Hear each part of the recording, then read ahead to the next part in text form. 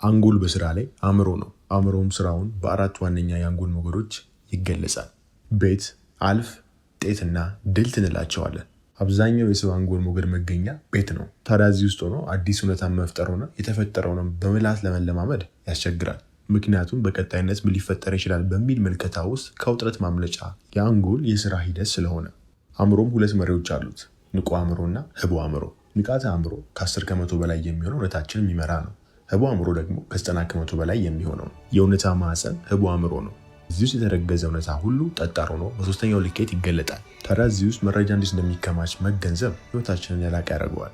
እንዴት ካላችሁ ሀሳብ በከፍተኛ ስሜት ህትመት ታሽቶ ነው እዚህ የአእምሮ ክፍል ውስጥ የሚቀመጠው።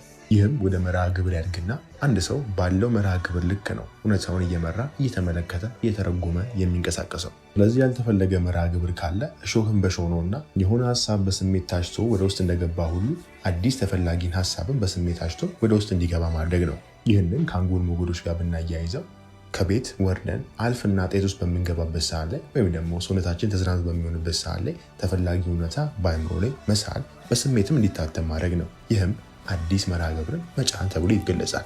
አሁን ይህንን አንድ ባንክ ከመሰረታዊ እውቀት ጋር ተገንዝቤ መቀየር እፈልጋለሁ ለሚል ያዘጋጀው ድምፅ መጽሐፍ አለ። መግለጥ ይሰኛል። ባዮ ላይ የሚገኙ ማስፈንጠሪያ በመጫን አድምጡ።